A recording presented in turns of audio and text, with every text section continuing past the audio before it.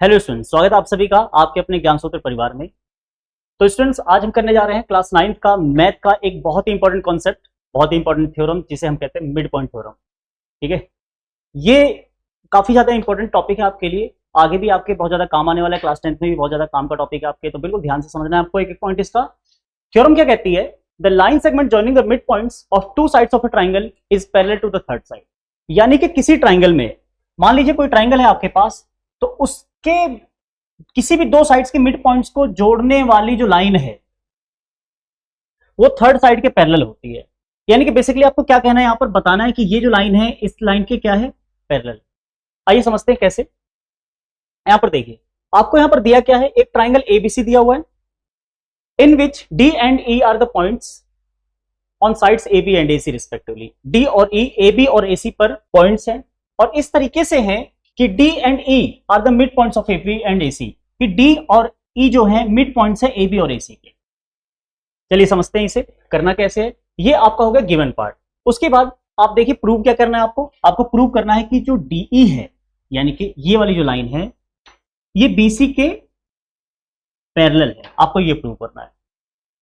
तो बढ़ते हैं आगे, करना कैसे आइए देखते हैं। सबसे पहला काम आपको एक कंस्ट्रक्शन करना है। कंस्ट्रक्शन में आप क्या करेंगे, डी को एक्सटेंड करेंगे और कुछ इस तरह एक्सटेंड करेंगे कि बीडी के पैरेलल एक लाइन जब हम सी एफ खींचें तो इस पर आकर ये एफ पर काटे, यानी कि ये पॉइंट आपका एफ हो जाए। यानी कि आपने जो कंस्ट्रक्शन किया है उससे आपको मिलेगा क्या, उससे आपको मिलेगा बीडी पैरेलल सी एफ, यानी कि आपकी ये जो लाइन होगी बीडी सी एफ के पैरेलल होगी। ठीक है, ये रहा आपका बीडी यानी कि बी ए। ये जो बीडी है यहां पर उसको बी ए कहा गया है। अगर BA पैरेलल हुआ FC के तो आप कह सकते हैं कि DB जो है वो भी FC के पैरेलल होगा। आगे बढ़ते हैं। इसके बाद करना क्या है आपको, दो ट्राइंगल आप देखें यहां पर, एक AED है एक CEF है, दो ट्राइंगल्स हैं आपके पास, AED यानी कि ये ट्राइंगल रेड कलर में आपको दोनों ट्राइंगल दिख रहे हैं, और ट्राइंगल CEF यानी कि CEF ये वाला ट्राइंगल। इन दोनों ट्राइंगल में अगर आप ध्यान दीजिए, आपको A इक्वल टू सी दिया है। क्या दिया आपको, A equal to C. A equal to C कैसे दिया है, आपको पता है कि जो E है वो मिड पॉइंट है AC का, तो A C इक्वल होगा। आप यहां पे रीजन में ये भी लिख सकते हैं कि E इज द गिवन की जगह आप लिख सकते हैं E is the mid point of AC, तो A इक्वल्स टू C। इसके बाद आप देखेंगे एंगल AED CEF इक्वल है, एंगल AED और CEF इक्वल है। ये दो एंगल यहां पे मार्क करके आपको दिखाए गए हैं। ठीक है, AED और CEF। इसके साथ साथ आपको एक और एंगल यहां पे बराबर मिलेगा, EAD और ECF। EAD और ECF ये दो ट्राइंगल आपको ग्रीन कलर में दिख रहे हैं, यहां पे ग्रीन कलर से मार्क किया हुआ है, तो आप आसानी से इसे मैच कर सकते हैं। ठीक है, EAD और ECF ये दो ट्राइंगल, दो एंगल्स। तो यहां पर ध्यान देने वाली बात यह है कि दो एंगल्स इक्वल हो गए इन दोनों ट्राइंगल में, और एक साइड, ध्यान से देखिए साइड कौन सी है, AE और यहां पर C, ये साइड, और उसी साइड पे दोनों तरफ जो एंगल्स आ रहे हैं वो एंगल्स, यानी कि एक एंगल ये आपका इसके इक्वल, और एक एंगल ये ग्रीन कलर में दिख रहा है वो इस ग्रीन के इक्वल। एंगल साइड एंगल जो रूल है आपका, यानी कि ASA रूल से ये दोनों ट्राइंगल क्या हो जाएंगे, कॉन्ग्रुएंट हो जाएंगे। तो हम यहां से कंक्लूजन ये निकाल सकते हैं कि ट्राइंगल AED कॉन्ग्रुएंट है ट्राइंगल CEF AED CEF, यानी कि कुछ इस तरह, ये ग्रीन के कॉरस्पॉन्डिंग ग्रीन है तो A के साथ C लिखेंगे, उसके बाद E के कॉरस्पॉन्डिंग E है, एंगल की बात कर रहा हूं, तो AE यहां पर CE और उसके बाद यहां पर D यहां पर X, इस तरीके से ये आपका कॉन्ग्रुएंट हो जाएगा। ठीक है, ASA रूल से अगर ये दोनों ट्राइंगल कॉन्ग्रुएंट हो जाते हैं तो ध्यान रखना, एक कंक्लूजन आपको क्या मिलेगा कि AD जो है वो CF के इक्वल हो जाएगा। और साथ ही साथ एक बात और ध्यान देना कि AD DB के इक्वल पहले से ही दिया हुआ है, बिल्कुल ध्यान समझना इस बात को। यहां पर आप देखेंगे DB equals to DA, DB equals to DA, इसका reason D is the mid point of AB। D जो है क्या है, AB का मिड पॉइंट है। अगर ये मिड पॉइंट है तो इधर का टुकड़ा और इधर का टुकड़ा, ये दोनों टुकड़े बराबर होंगे। ठीक है, इसी को यहां पर लिखा गया है DB, नीचे वाले टुकड़े को लिखा है DB और ऊपर वाले टुकड़े को लिखा है DA। ठीक है, DB और DA इक्वल। एक और कंक्लूजन जो आपको यहां पर मिलता है वो मिलता है DA इक्वल्स टू FC। ये जो D है FC के इक्वल, ये कैसे इक्वल हुए, ये इक्वल हुए आपके CPCT से। CPCT कैसे लगा यहां पर, आपको अभी अभी मैंने प्रूव करके बताया था कि ट्राइंगल AED और CEF कॉन्ग्रेंट है।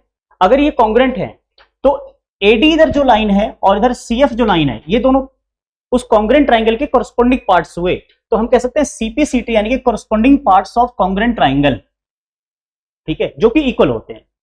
किसी भी कॉन्ग्रेंट ट्राइंगल में कॉरस्पॉन्डिंग पार्ट्स इक्वल होते हैं, चाहे वो एंगल हो चाहे वो साइड हो। तो यहां पर आप दो साइड्स देख रहे हैं, ये कॉरस्पॉन्डिंग पार्ट है, यहां पर DA कह सकते हैं आप, यहां पर CF कह सकते हैं, तो ये दोनों इक्वल हो गए। तो DA और CF या आप कह लें FC, वो यहां पर इक्वल हो गए। तो यहां पर एक गौर करने वाली बात क्या मिलेगी आपको कि DA जो है वो DB के इक्वल भी है और जो DA है वो FC के इक्वल भी है। यहां ध्यान से देखिए, DA ये भी है, DA ये भी है। अगर DB DA के इक्वल है और DA FC के इक्वल है, मैंने क्या कहा, अगर DB DA के इक्वल है और DA FC के इक्वल है, तो आप कह सकते हैं कि DB और FC इक्वल है आपस में। ध्यान से देखिए, DB और FC आपस में इक्वल होंगे। हाँ, तो ये कंक्लूजन आप निकाल सकते हैं कि इक्वेशन 1 और 2 जो आपने बनाया वहां से DB इक्वल्स टू FC, यानी कि DB इक्वल्स टू FC। और एक और कंक्लूजन ध्यान रखिएगा, जो पहले से ही हमने निकाल रखा है, कंस्ट्रक्शन के टाइम से ही निकाल रखा है, वो क्या है कि DB जो है वो FC के पैरेलल है। कैसे? क्योंकि हमने कंस्ट्रक्शन से ये FC जो है वो AB के पैरेलल लिया था और जो DB है वो AB के ही ऊपर है। इसका मतलब यह है कि DB जो होगा FC के भी पैरेलल होगा, ठीक है। तो यहां पर देखो, DB parallel to FC, DB parallel to FC हो जाएगा। इसका रीजन क्योंकि AB FC के पैरेलल है, क्योंकि AB FC के पैरेलल है तो DB पैरेलल हो जाएगा, ये रहा पैरेलल।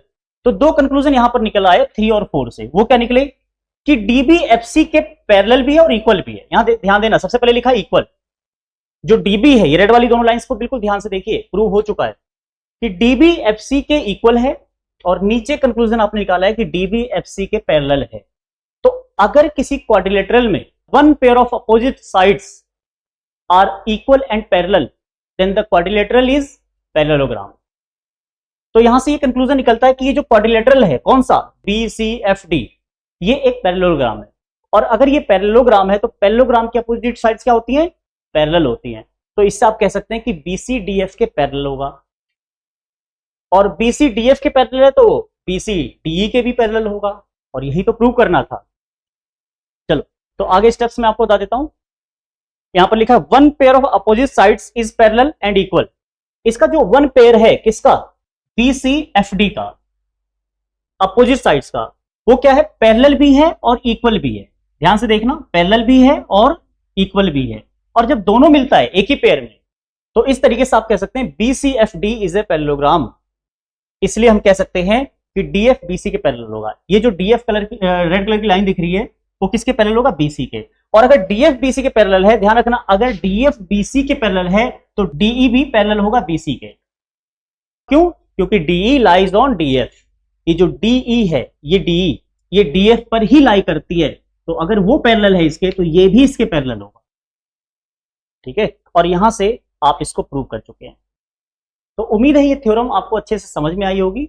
कोई भी प्रॉब्लम या डाउट हो तो आप कमेंट करिए, और वीडियो अगर अच्छी लगे तो भी कमेंट करिए। हर हाल में आपको कमेंट करना चाहिए, जिससे हम समझ पाएं कि आपके लिए वीडियो कितनी यूजफुल रही।